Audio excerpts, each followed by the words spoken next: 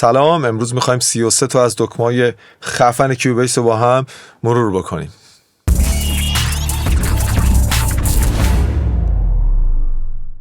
خب بچه‌ها، یاد گرفتن شورتکات ها یا دکمه های به اصطلاح میانبر میتونن خیلی توی کار ما سرعت برن، خیلی به کار ما سرعت ببخشن. خب قبل از اینکه ما بریم سراغ دکمه ها باید یه مسئله رو اینجا همینجا با هم حساب کتاب بکنید. ببینید شماره کارت من 6104. اوکی، ادیتو میزنیم، کی کامند رو باز میکنیم، یه همچین منوی باز میشه برای کیوبیس 13. برای دوستانی که کیوبیس قدیمی تر دارن یه همچین منوی دیگه این شکلی هستش. حالا با هم از اول اینو کار بکنیم.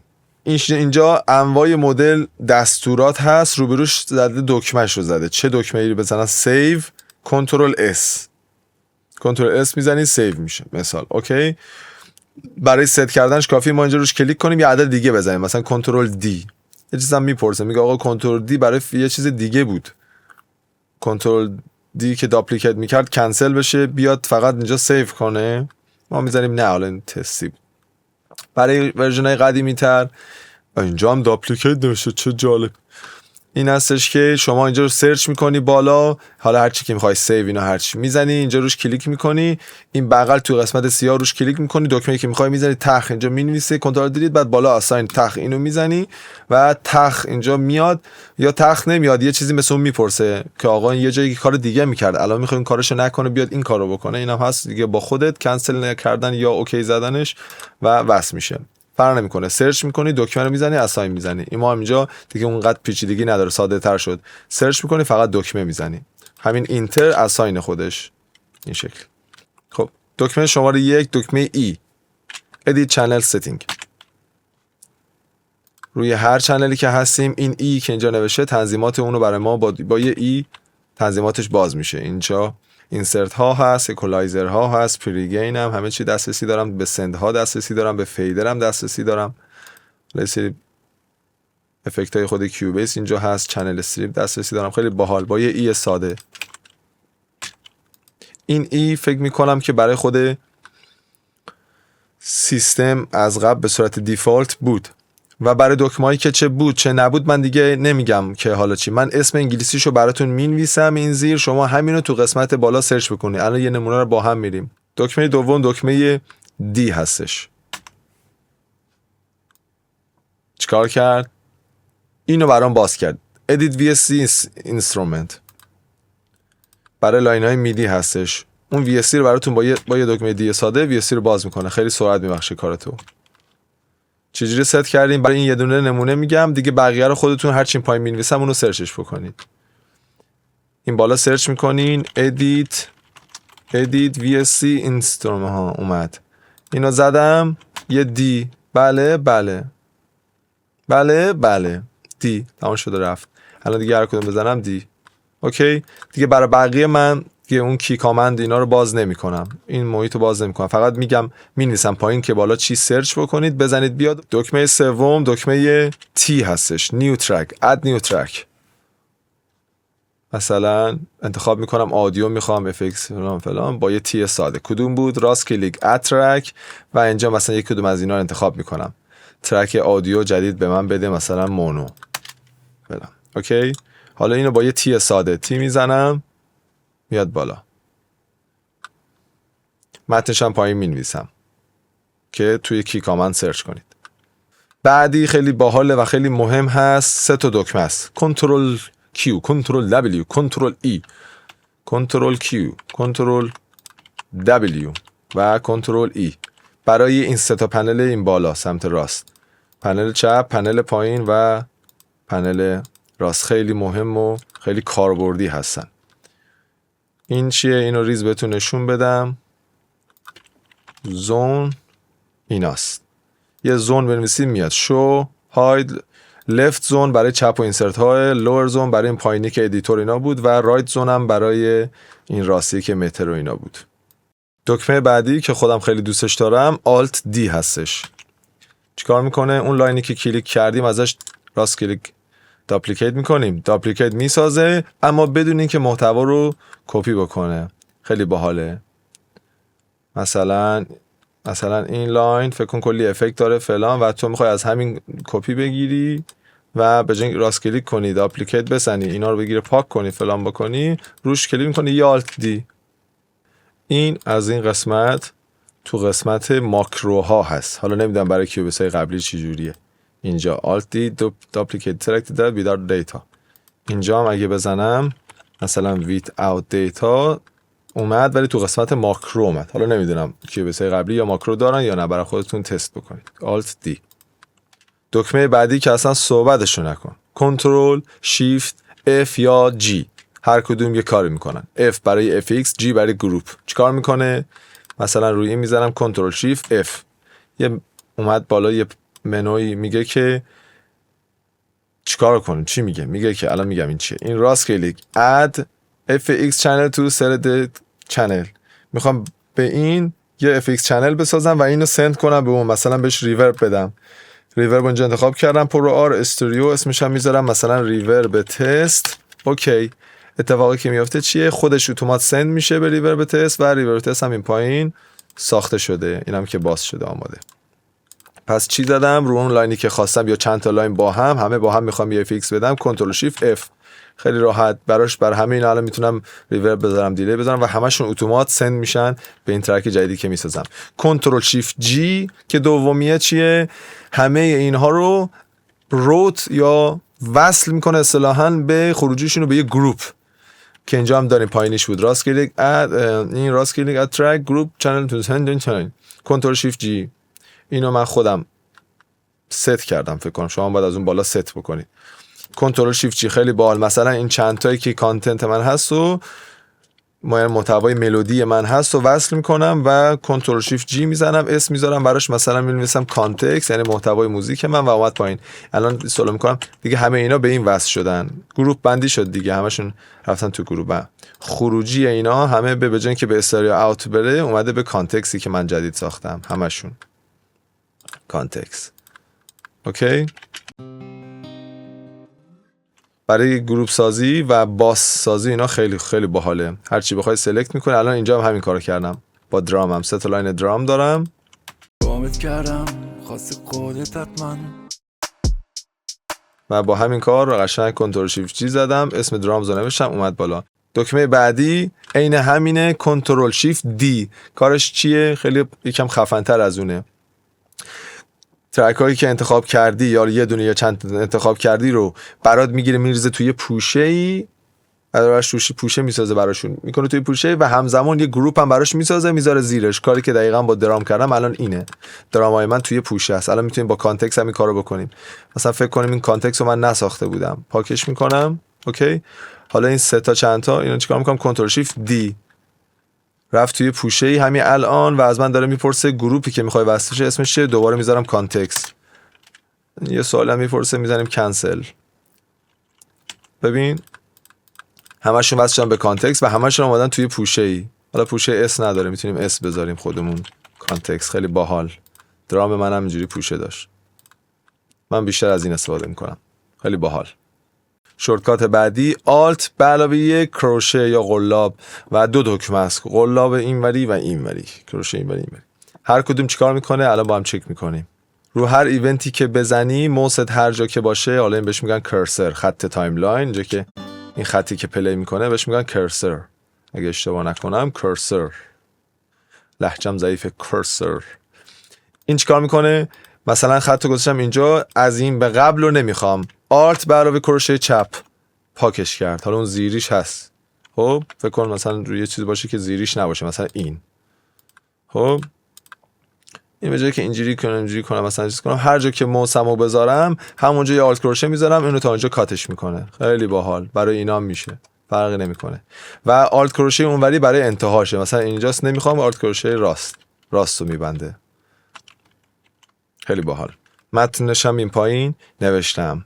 کات هید چپ رو کم میکنه و کات میکنه و کات تیل راست رو کات میکنه. دکمه بعدی که خیلی کاربردی هست W هست. دیسیبل میکنه، میوتش میکنه. هر ایونتی که بخوای سریع یک کلیک یه W. خیلی استفاده میشه. تا اینکه ضربده رو پیدا کنی مثلا اینجوری بزنی سخت میشه. روش نگاه کلیک میکنی W میوت آبجکت پایین مینویسم. دکمه بعدی اینم زیاد استفاده میشه، دکمه O هستش، باونس میدی. چیکار میکنه؟ چند تا میدی رو با هم سلکت میکنی و O میزنی با هم ترکیب میشن. O یکی میکنه. اوکی، مثلا این چند تا رو با هم یه O. به جای اینکه من اینجا دکمه گلو رو بزنم و بیام اینجوری کنم مثلا یا سلکتشون کنم اینجوری کنم، هر کدوم که خواستم هر تعدادی که خواستم رو سلکت میکنم و یه O میزنم با هم یکی میشه. شورتکات بعدی کنترل B هستش، کارش همونه کاری که با میدی کردیم ولی با آدیو انجام میده. یعنی مثال اگه حالا این دوتا آدیوی من که اینجا جدا هستن اینا رو میتونم چیکار کنم؟ یه کنترل B بزنم ریپلیس اوکی، اینا رو یه تیکه میکنه، یه آدیو جدید میسازه و اینا یه تیکه شدن. نگاه کنید مثلا حالا من دو تیکه واقعا ندارم مثلا اینجا هستن، کنترل B باونس میکنه با هم. باحالیش اینه که حالا یه سری جا استفاده میشه اینم بگم، باحالیش اینه که اگه من به این مثلا یه افکتی بدم، مثال ترانسپوز بدم، یکم صدا رو نازک‌تر کنم، نمیدونم ولومشو بیارم پایین، نمیدونم از این کارا بکنم، بعد از این که حالا مثلا تکیه هم میشه بونس کرد، فرق نمیکنه، دوتا هم میشه با هم سه تا. بعد اینکه اینو بونسش کنم مثلا ناکن میخوام اینو بدم بالاتر، این حروفش پایین‌تره، یکم ضعیف ولومش با بقیه مساوی، دومی هم همینطور، چهارمی یعنی ببین الان ولوماشون حدوداً یکی شد.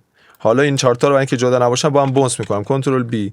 حالا جالب اینه چیه؟ بذار اینا نزنم فعلا، اینو ترانسپوز 4 دادم، حالا مثال تمرین دیگه، بقیه اینم هر 4 تا 4. اوکی، ولومشون هم تغییر دادم بعضیا رو، کنترل B کل اینو میکنه یا آدیو دیگه، هم ترانسپوزش نوشته نیست 4 چون 4 روش اعمال شده تموم شده، الان میزنه 0 ولی صداش الان نازک‌تره. گوش بدیم حالا. گمت کردم. اوکی نازک شده و ولی اینا یه تک شدن، ولوما یه تک شده، باحال. بونس. خب دکمه بعدی Q هستش، مربوط به میدی و کوانتایز. Q کوانتایز چیکار میکنه؟ نوتایی که رو ضرب نیستن و روی ضرب میاره. الان مثلا این نوت من رو ضرب نیست، این رو ضرب نیست، یه Q میزنم. البته اینجا سافت کوانتایز من روشنه، بذار یه توضیح هم اینجا بدم تو بخش کوانتایز. سافت کوانتایز از اینجا هم قابل مشاهده هست، مود درصدی که اینجاست روشن میشه و درصد میخوره که این بغل هم هست. سافت کوانتایز اگه رو 100% باشه که دیفالتش رو 100%، اینه که وقتی من کیو رو بزنم 100% میاره رو خط. حالا این ستا رو فعلا کلیک کردم، ولی اگه سافت کوانتایز حالا خاموش باشه همون 100 دیگه فرق نمیکنه، ولی روشن باشه بگم درصد کمتری اینو بیار رو خط، جفت خط میکنه. یک کیو زدم ببینید جفته، هنوز دقیقاً رو خط نمیاد، دوباره یک کیو دیگه میزنم بازم جفت‌تر شد، باز انقدر باید کیو بزنم دیگه. حالا اگه بخوام خیلی رو خط باشه، این برای موقعی که میخوای حدودی کوانتایز کنی، نمیخوای خیلی رباتیک روی خط باشن، حدودی کوانتایز کنی. سافت کوانتایز نرم، کارش کیوه. مثلا یه چیز جدید نواختی، خب حالا من تو مثال بعدی هم نیاز دارم اینو، مثلا یه چیزی الان بزنم،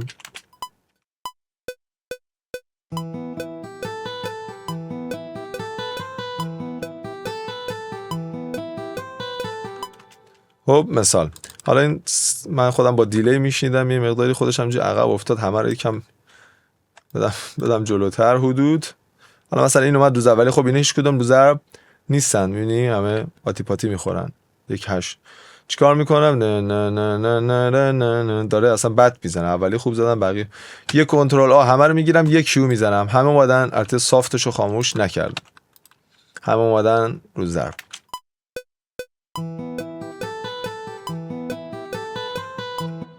دکمه بعدی کنترل شیفت کیو، کارش چیه؟ کوانتایزی که ساختیم رو ریست میکنه. مثلا من اینو کوانتایز کردم، همه اومده اول این بود، همه اومدن رو ضرب. حالا مثلا میخوام این چند قلم جنس مثلا نیان رو ضرب، کنترل شیفت کیو برمیگردم به همون چیز قبلی. من بعضی وقتا این کارو میکنم، اون وسط چند تا رو ریست کوانتایز میکنم که همون یه مقدار ضد ضربی، یه مقدار احساس لایو بودن و زنده بودن تو نواختنه، اون ساز رو به گوش آدم میرسون. دکمه بعدی که خیلی بال خودم خیلی دوستش دارم Alt Q هستش، کاری که میکنه چیه؟ این دکمه پایین رو روشن میکنه، آتو کوانتایز. آتو کوانتایز چیه؟ این وقتی روشن باشه و من شروع کنم میدی نواختن، پیانو نواختن و هر چی نواختن کیبورد و رکوردش کنم، خودش اتومات اینا رو ضرب میندازه. ببین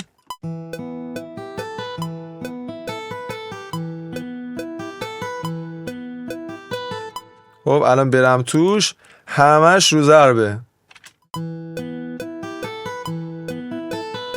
حتی اگه من که خب انقدر دقیق نزدم، این آتو کوانتایز اتومات موقع نواختن تا استاپ زدم دیگه کوانتایز شد، خودش بعد ذخیره کرد دیگه، نیازی نیست من برم دوباره. حالا هر جا بخوام برگردونم بازم میتونم کنترل شیفت کیو بزنم و برگردم حالت من اینجوری نواختم، خودش اتومات. این خیلی باحاله آتو کوانتایز، موقعی که داری سریع یه چیزی میزنی آتو کوانتایز روشن باشه که حدودی دستت بیاد. البته اینم بگم بسته به چیزی که اینجا ما مشخص کردیم، جدولی که اینجا مشخص کردیم بخش بندی میکنه. اگه مثلا بعضی وقتا تندتر مینوازین و شکستگی بیشتر داره نواختنتون، عدد رو بیشتر کنید، یک 16ام یک 32م. مثلا اگه یک 4م بود آتو کوانتایز روشن بود دیگه اون وسطا رو خراب میکرد، مینداخت مثلا این خراب میشد میافتاد اینور، این خراب میشد میافتاد. معمولا یک 8م و یک 16م دیگه بیشتر نواختم، اگر بخوام خیلی فست بزنیم دیگه یک 32م توش باشه. دکمه بعدی که خیلی باحاله N و B هستش. کارش چیه؟ این بالا اندازه کوانتایز ما رو تغییر میده. N و B کوچیک‌تر میکنه بخشا رو، N کوچیک‌تر. این خیلی من یاد ست کردم، خیلی کارم بهتر شد، خیلی احساسم بهتر شد به کارم. اینکه هی بعد میومدم اینجا دوباره مثلا میومدم اینجا 16، بعد میخواستم کار کنم میدم خیلی درشته، دوباره بیا اینجا مثلا بزن دوباره 16، یه جوری بود دیگه. NB دکمه‌شم پایین نوشتم next quantize previous quantize، یکی عقبی میاره یکی جلوی، یکی کوچیک‌ترش میکنه یکی بزرگترش. دکمه بعدی Alt به علاوه عددهای کیبورد 1 2 3 4 5 6 7 8 که بالای کیبورد هست، Alt به علاوه اعداد چیکار میکنه؟ ببین الان من اگه دوتا کلیک کنم یه نوت اینجا به وجود بیارم، به این اندازه به اندازه یک 4م میسازه هر جا که بزنم، درسته؟ حالا اگه بخوام این کوچیک‌تر بسازه چیکار کنم؟ دو حالت داره، یا از اینجا راست کلیک میکنم و لنت کوانتایز تیکیشو میزنم و این میاد اینجا ال داره، اینجا مشخص میکنه اونی که دارم میزنم چقدری باشه. 16 بزنم کوچولو میزنه، اوکی. یک دوم بزنم بزرگ میزنه. اولی حالتم بذارم میگه بسته به جدولی که اینجا مشخص کردی. اینجا اگه یک 8م این یک 8م میزنه، اینجا اگه نام یک 32م این یک 32م میزنه. خب حالا خودش با دکمه این با دکمه هم ساخته میشه. کدوم؟ الان من میزنم Alt 1 Alt 2، ببینیم بالا عدد تغییر میکنه. Alt 1 میشه 1 در 1، Alt 2 میشه 1 دوم، Alt 3 میشه 1 4م. اینا همه فرق میکنه. ببین من با Alt بازی میکنم داره هی کوچیک‌تر میشه. دکمه بعدی Ctrl Alt C، کارش چیه؟ تموم اون کنترل ها اتوماسیون هایی که ما انجام دادیم و ادیت خوردن، یعنی اونایی که خالیان نه اونایی که پرن و بغلش اینجا علامت مثلث سیاه رنگ هست، اونا رو برای ما باز میکنه. 4 تا باشه 5 تا باشه، همه اونایی که ادیت شدن. الان فکر کنم مثلا تو این حالت هستی، الان من میدونم هم ولاسیتی دادم به این هم ساستین دادم ولی اینا نیستن، یه آلت کنترل سی میزنم همش باز میشه. دکمه بعدی هم که خیلی ساده است، دکمه J Snap to Grid J که میتونم بین خطا حرکت بکنم که این دکمه است. وقتی خاموشه میتونم بین خطا حرکت بکنم، وقتی روشنه دیگه نمیتونم، میپره بین این جدول ها. حالا جدولم هر چی ریزتر باشه دیگه میافته رو خط دقیقاً با دکمه J.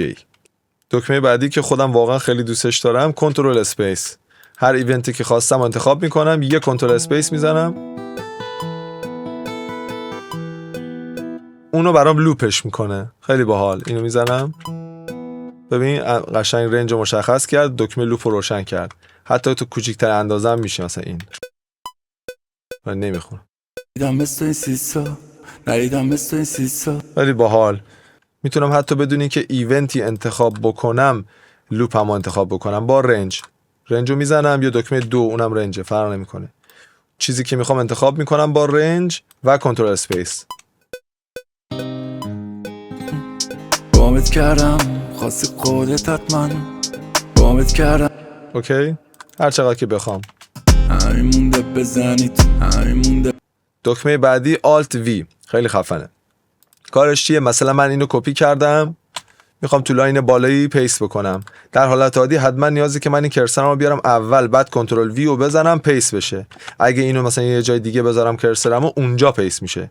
ولی اگه کرسرم هر جا باشه من اینو کپی کنم بعد به جای کنترل وی آلت وی بزنم روی هر لاینی که من سلکت کنم پیست میشه، اما تو همون تایمی که خودش هست تایمش دست نمیخوره، لوکیشنش دست نمیخوره. مثلا من اینو کپی میکنم میخوام بیام تو لاین پایینی، مهم نیست کرسرم کجاه، من همینو یه آلت وی میزنم تمام، خودش میاد تو لاین پایینی. خیلی باحاله. البته یه راه دیگه هم اینه که کنترل نگه دارم بیام تو لاین پایین، آلت رو نگه دارم اینجوری، آلت و کنترل با هم نگه دارم، اینم میشه. حالا برای یه دکمه است دیگه، مثلا بعضی وقتا هست که اینجوری نمیشه. بذار اونم مثال بزنم. مثلا من یه اتوماسیون اینجا دارم، میخوام کپی کنم توی یه لاین بالا. حتما نیازه که کرسر من مساوی اولین این کپی من باشه تو حالت ساده. بعد من بیام اینجا کنترل وی بزنم، این دقیقاً این اون پیس بشه. اگه این ورتر بزنم پیس، این خب میره این ورتر. ولی اگه بخوام دقیقاً این بیاد تو بالایی، من حوصله ندارم کرسرمو خیلی زوم کنم مثلا دقیق کنم، مثلا خیلی وقت گیره. یه کنترل سی، حالا به جای کنترل وی که پیس، آلت وی میزنم، خودش میاد تو لاین بالایی. تو هر تایمی که من باشم مثلا به من کاری نداره، کار خودش انجام میده. Pace at the location. دکمه بعدی آی هستش و کارش خاموش روشن کردن مانیتوره. خوراک مقاهی رکورده. مثلا داریم رکورد میگیریم، اینو رکورد گرفتیم و دستمون هم بنده، مثلا فلان داریم ساز رکورد میکنیم و اینا، این آیشو زدیم، هدفون گوشمونه روشنه، بعد پلی میکنیم میبینیم پخش نمیشه. خب بعد هی موسو اصلا ساز دستت باشه، بعد موسو بگیری اینو ببری سمت مانیتور. اینجوری یه جنگ خاصی داره. یه آی میزنی مانیتور خاموش. خیلی باحال. آی مانیتور. دکمه بعدی منفی و مثبت هستش، بالای حروف پی و کروشه. عکسشو میذارم این پایین. و این کارش چیه؟ یه ولوم یه ایونت رو کم و زیاد میکنه. مثلا اینو میخوام ولومش رو کمتر کنم، هی بعد بیام اینجا دقیق این وسط رو بگیرم یا از این بالا مثلا ولوم رو پیدا بکنم، خیلی سخت میشه کارم. این اگه تازه زومم باشه، خیلی اینجا زومش دور باشه، حالا مثلا این که کوچیکه نگاه کنه، اصلا ولومش دیگه معلوم نیست، من چجوری میتونم باید زومش رو باز بکنم، به این دسترسی داشته باشم که کم و زیاد بکنم. یا مثلا اینجا گفتم تو این شلوغی باید این ولوم رو مثلا هی پیدا بکنم. ولی مثبت منفی، مثبت منفی. خیلی باحال. هر کدوم بخوام سری روش کلیک، با کم و زیاد روش کلیک، کم و زیاد. پروژه مردم خراب کردیم رفت. دکمه بعدی A هستش. کارش چیه؟ هر رنجی رو که من با رنج تول که با عدد 2 هم میاد مشخص بکنم، مثلا این رنج با یه A فید این، یا اگه از انتها بگیرم با A فید اوت میشه. فید خیلی به کارمون میاد، داریم کار میکنیم میخوایم سریع فید بکنیم، اینقدر میگیرم یه A میزنم فید میشه و هر رنجی که من بخوام. شورتکات بعدی U هستش. کارش چیه؟ خیلی باحاله. مثلا من یه لاین دارم، یه ترک دارم، توش چند تا ایونت صوتی دارم رو هم من. وقتی اینو بزنم لین ها باز میشن. با اون میخوام مثلا این بیاد رو کار، زرده بیاد رو، الان این آبیه رو کاره داره، این پخش میشه، اینا اون زیرن، روش میزنم یه یو میزنم میاد بالا، الان این پخش میشه. خیلی راحت اینو بگیرم یو میزنم، فرق میکنن هر کدوم. اوکی. یه راهکار دیگه هم اینه که این علامت دست رو بگیرم، یا با صفر هم میشد، صفر رو بزنم علامت دست رو بگیرم و با دستم میتونم اون ایونت رو انتخاب بکنم بیاد بالا. با دست حتی قابلیت دیگه هم داره، این هستش که میتونم رنج رو مشخص بکنم. مثلا بگم این آبیه باشه ولی بیت دوم از این بگیر، یه دفعه کات میخوره، یکم آبی یکم زرد، مثلا آخرش هم از این سبزه بگیر. اینجوری خیلی بال ترکیب میخوره. این وسطش هم خالی موند، از همون آبی گرفت. میتونم بگم از این وسط از این زرده بگیر، وسط از این سبزه بگیر. خیلی باحاله دیگه. برای مثلا یکی داره برای نوازندگی خوبه، دو ست مدل مثلا مینوازی، بعد میبینی فلان نوتو تو فلان ثانیه با اون تو مثلا فلان همش فلان شد که توی فلان رکوردت بهتر شده، یه لحظه با این اون مثلا چند ضرب بالا، چند ملودی، چند نوت، اون رنجی که میخوای رو میگیری با این علامت دست اینجوری، جیش روشنه، اینجوری مثلا انقدرشو میگی از این میخوام، خیلی باحال. بعد انقدرش از این زرده میخوام، دوباره انقدرشو مثلا از این آبیه میخوام، خیلی باحال. بعد بالا قشنگ اینا با هم ترکیب میشن. وقتی پخش اینو میبندی میبینی این شکلی همه با هم ترکیب میشن. حالا من پلی نمیکنم چون اینجا یه چیز عجیب غریب ساختم، گفتم پروژه مردمو خراب کرد. دکمه بعدی Alt Shift E اکسپورت، مستقیم میبره تو اکسپورت. دیگه همه میدونیم چیه.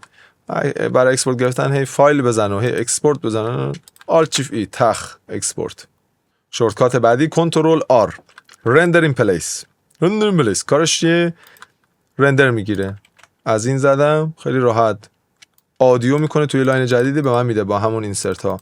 البته این خودش یه سیتینگی داره، ادیت رندر این پلیس کنترل آر اینه که یه سیتینگ هم داره. من توی ویدیو دیگه توضیح دادم، حالا میتونید توی پست‌های قبلی ببینید که در مورد رندر و اینا خیلی باحاله. رندر میگیره از اون فایل، از این برای من رندر بگیر، برای من یه لاین آدیو میسازه و اینو تبدیل به صوتش میکنه، دقیقاً همونو که داشت همین بالا میزد. فقط اینکه این صوتیه و اون میدیه، اون از توی VST داره پلی میشه ولی این صوتو اکسپورت گرفته است. خب شورتکات بعدی V و Z. V کارش چیه؟ کل لاین های رو به صورت عمودی میشه، این به صورت عمودی، آره، کل تعداد ترک هایی که من معلوم دارم و تو پروژه دارم و معلوم میکنه. و وی پس اگه 2 تا باشه باز میکنه به اندازه 2 تا، اگه 15 تا باشه به اندازه 15، فرق نمیکنه. هر تعداد ترکی که من دارم و این جمع میکنه، تمام زورشو میزنه که بتونه به من تو اون یک صفحه نشون بده. الان اول من اینجوری بودم، یه وی زدم، کلا همه رو دارم میبینم چه خبره. یکی دیگه هم هست زد. زد رو خیلی استفاده میکنم. زد که توی تنظیمات زوم ترک فور راوز به اندازه 4 تا سطر، حالا به طور میانگینه، نمیدونم چجوریه، یه رنجی که خودم دوست داشتم این زومی بشه، انقدری بشه. شما میتونید عدد دیگه انتخاب بکنید، 3 فرق نمیکنه با خودتون. مثلا من زومو دست میزنم، انقدر اونقدر دارم شروع فعالیت میکنم، یکی رو هی چاق‌تر میکنم، یکی رو نمیدونم لاغرتر میکنم، کارم تموم شد یه زد میزنم، برمیگرده به سایز استانداردی که من دوست دارم. زد، وی و زد. شورتکات بعدی کنترل شیفت وی هست. ایونت انتخاب بکنیم و کنترل شیفت وی بزنیم، کل صفحه اون ایونت میگیره برای کارهای حالا دقیق تر. بعد دوباره یه زد میزنم برمیگرده اصلی. مثلا میخوام روی این آدیو کار کنم، کنترل شیفت وی، زوم میشه کامل، میبینم چه خبره، کارم تموم شد، یه زد میزنم و برمیگردم، کنترل شیفت وی، برمیگردم، با زد برمیگردم. و شورتکات بعدی هم جی و اچ هست که به صورت جای هر جا که موس باشه، این کرسر باشه، میکنه مرکز و زوم، اچ زوم میکنه، جی زوم اوت میکنه به صورت افقی. خیلی باحال. حتی این بالا میتونم موس رو بکشم، با موس هم میتونم، با موس بکشی هم میشه. حالا بعدی هم شیفت جی و شیفت اچ هست که توی به اصطلاح این عمودی زوم و نزدیک و دور میکنه که با موس هم میشد. کنترل شیفت رو نگه میداریم با موس، با اسکرول موس. این هم خیلی خوب سرعت کار رو زیاد میکنه دیگه. یه زد میزنم، من عاشق زدم، برمیگردم سر جای خودم. وی همه رو نشون میده، زد از اندازه دلخواهم. و 3 تا دکمه آخر مربوط به میکسر هست. F3 میکسر رو باز میکنه. دکمه بعدی Alt Z یا Alt Shift Z هست. برای چیه؟ برای اینکه ما مثلا تنظیماتی توی این فیدر، نمیدونم اینو دادیم پایینتر فلان، حالا میخوام یه جوری مثلا اینو دادیم اینجا، میخوام مثلا چیزا رو برگردونیم. آن دو برای میکسر با کنترل زد دیگه نمیتونه برگردونه. کنترل زد توی این محیط برمیگردونه، اینجا آن دو نداره. من فکر میکردم نداره ولی جدیدن کشف کردم داره. با آلت زد هست. آلت زد اونو برداشت، اینم برداشت و اینا هم داره برمیاد. آلت زد برمیگردونه. پس آن دوی میکسر کنترل زد نیست، آلت زده. همینطور ریدو برای جلوتر رفتنش کنترل شیفت زد نیست، آلت شیفت زده، دوباره میره جلو، داره این کپی ها رو انجام میده. و دکمه آخر که خودم خیلی دوستش دارم، دکمه دات کنار اینتر هستش که ریست مترینگ هست. تمام این ببینید تمام این مکس ولوم هایی که اینجا نوشته شده، من باید روش کلیک کنم تا اینو ریست بشن. مثلا اینو دیدم، اینو میخوام دوباره هی باید با دست بزنم، یا اگه موقعی که پلی باشه بخوام همه رو با دست بزنم ببینم چندن، لولینگ هم متوجه بشم، خیلی سخت میشه دونه دونه کلیک کنم. یه دات میزنم همه ریست میشن. ببینید همه شد منفی بی‌نهایت چون قطعه. حالا مثلا این منفی 9، منفی 7، منفی فلان، یه دات میزنم ریست میشه. ولی خب الان که ریست بشه به کارم نمیاد، موقعی که پلی هست به کارم میاد. پلی میکنم، تون تون دات میزنم، هی مکسا رو ببینم کجا هستش. خب 33 تا دکمه خفن که هر کدوم حالا طول میکشه تا ما بهش عادت بکنیم. من خودم 20 تاشو دیگه همجوری رو عادت خیلی روون میرم.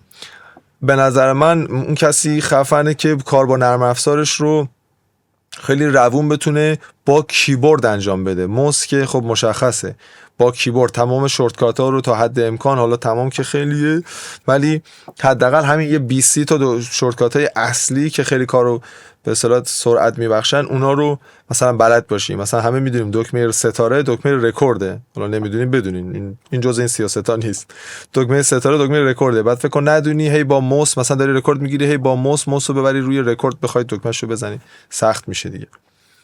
و چقدر چیزای خفن امروز صحبت شد، گفته شد. اکثرشو یه سریشو من خودم تا جدیدن کشف کردم و خیلی دارم حال میکنم، خیلی خوشحالم واقعا.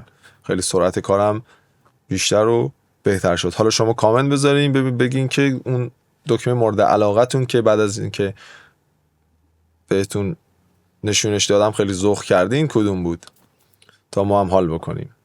هر سوالی هم دارین میتونین برای من کامنت بکنین. لایک و سابسکرایب فراموش نشه. اگر هم سفارش بیت، آهنگسازی و چیزای این قبیل از این جنس قبیل چیزها داشتین میتونین توی تلگرام من که آیدیشو این پایین توی دیسکریپشن میذارم، اونجا توی آیدی تلگرام من به من پیام بدین. ممنونم که تا اینجای ویدیو با من همراه بودین.